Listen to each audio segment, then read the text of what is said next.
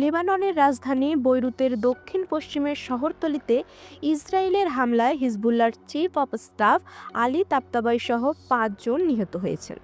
রোববারের এই হামলার বিষয়ে জানতেন এমন এক ইসরায়েলি সূত্র ও এক লেবানিজ নিরাপত্তা কর্মকর্তা বার্তা সংস্থা রয়টার্সকে জানিয়েছেন তাবতাবাইকে টার্গেট করেই হামলা চালানো হয়েছিল।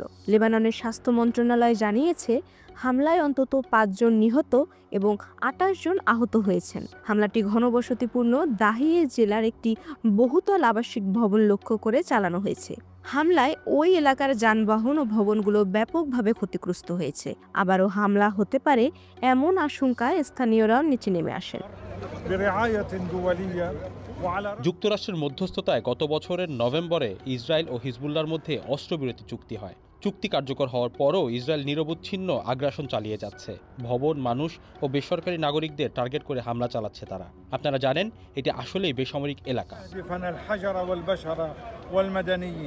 যুক্তরাষ্ট্র ২০১৬ সালে তাবতাবাইয়ের ওপর নিষেধাজ্ঞা আরোপ করে এবং তাকে হিজবুল্লাহর শীর্ষ নেতাদের একজন হিসেবে চিহ্নিত করে। তার বিষয়ে তথ্য দিতে পারলে সর্বোচ্চ $৫০ লাখ পুরস্কারও ঘোষণা করা হয়েছিল।